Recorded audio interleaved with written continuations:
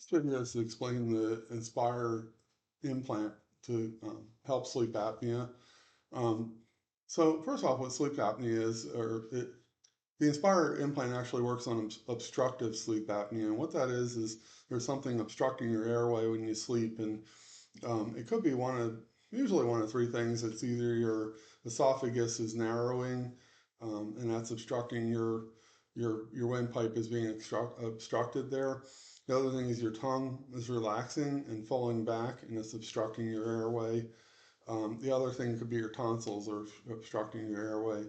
So the Inspire implant, what that solves is the problem where your tongue is obstructing your airway. So what it does is it attaches to the nerves that control your tongue, and it pushes your tongue forward, and it actually feels like to me it's pushing it down as well, and the mouse is pushing it sort of down under like above the teeth, but it's pushing it down and forward at the same time, so it opens your airway essentially. But I think the forward part is important because it's just leaving it forward rather than having it fall back, and it does that automatically at night. So the way it works is you have this device that's implanted. It's about that big, and they implant it in your chest or just above your chest. And oh, it's over here. He put it over here. So you can kind of feel it. It's kind of a lump. You can definitely tell it's there. Um, you can't really feel it on your chest. You can just feel it if you touch it. So that's there. So it's a little tiny box about that big. And then you have a lead or a wire that runs up into your throat area, like under your chin. And what that does is there's a cuff that goes over the nerve that controls your tongue. So what happens is when there's an apnea, meaning like a blockage, the tongue will kind of go back, and an electrical impulse will the apnea device will recognize that the tongue is going back and the airway has restricted, because the sensor is looking at the lungs and the heart, and it can tell based on the lungs whether it's not getting enough oxygen or whether the breathing is happening properly. And if the breathing is obstructed, it will push the tongue up and down. I found that even if I feel like my breathing isn't obstructed, it kind of messes with my tongue a little bit. It always has this weird sort of spastic quivering feeling if you leave it on while when you're awake.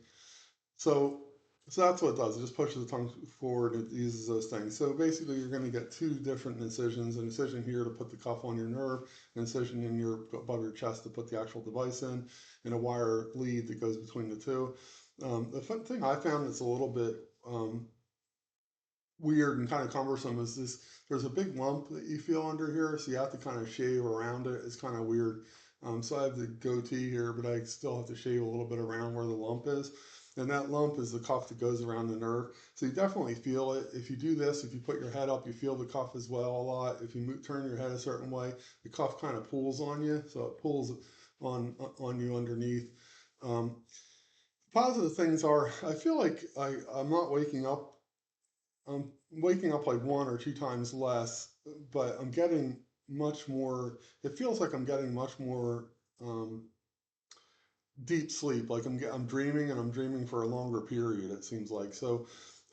Before the Inspire implant, and for the last 15 years or so, I was waking up between usually 4 to 5 times a night was average, and then I would wake up and I would go to the bathroom and I'd have to go real bad, and then um, between that and like 12 to 15 times. So if I drank like something that would irritate me, like Mountain Dew or something caffeinated before I went to bed, you're looking at 12, 15 times, like every 15 to 20 minutes waking up.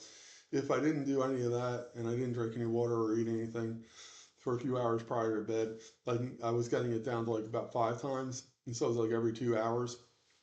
And now with the Inspire implant, I've been able to get one night, I got it down to about, I think 3 times, and that's the best I've ever done. Last night, I think, was four, but it was only really 3 times a night. So I woke up at 3:30, I think, like 5:30-ish, and then like 7:30-ish. I wake up later because I work later in the day, so I tend to wake up and I go to bed late. So I go to bed around 12 or 1 o'clock at night. So if I went to bed at 12, it's usually a 3 hour span I can get, and that's pretty solid. Then I wake up, then and go to the bathroom, and then I get another usually 2 hour increments from then, but last night I was able to get 3 or 4 hours out of that next wake up.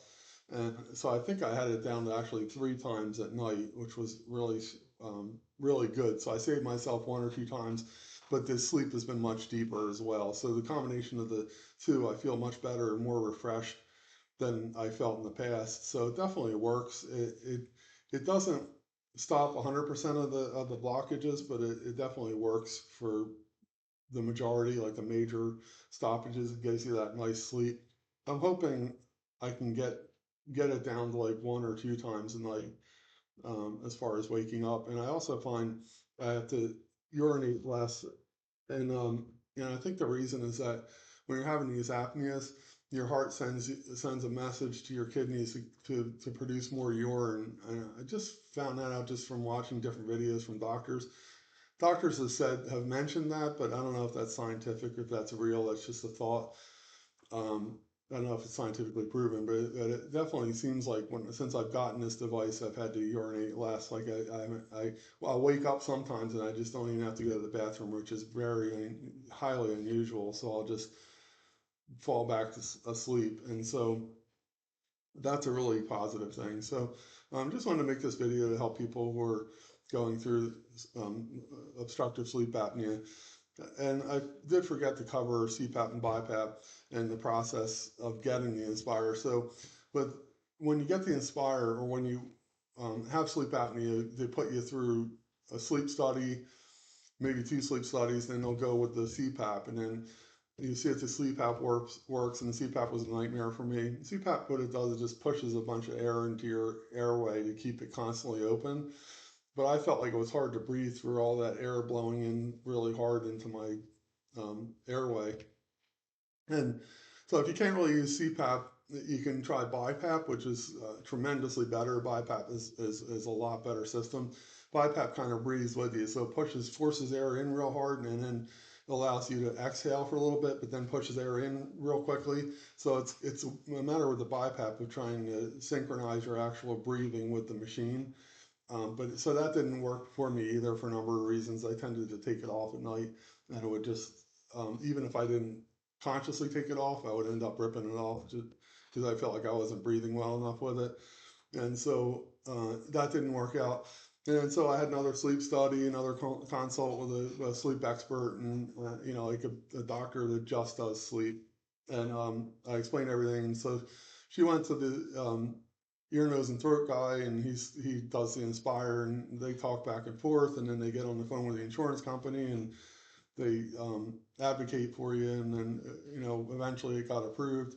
But this was over, I'd say, maybe even a 10-year span, but the actual actively working on this stuff was like a 5-year span.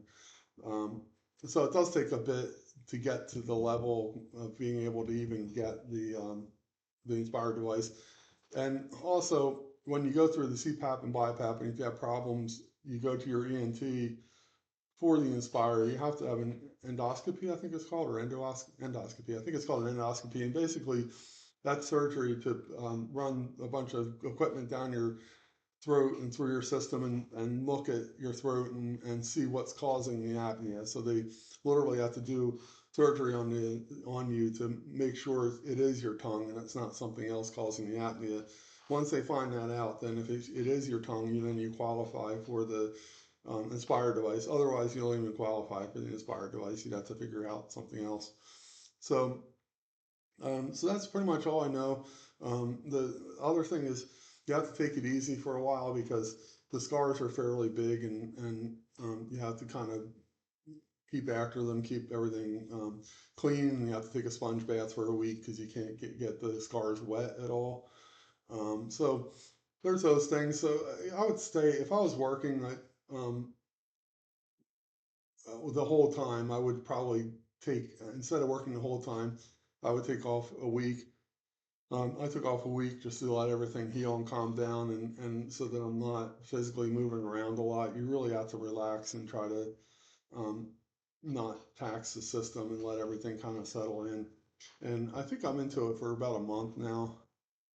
Yeah, it's almost exactly a month, and I still feel a lot of weirdness in here. So um, And I still, you know, I feel the lump in my chest has gotten bigger and bigger, so you can definitely see and feel the lump there. So I think got to plan on at least a month to a month and a half of sort of healing and getting used to everything, even after you turn the device on.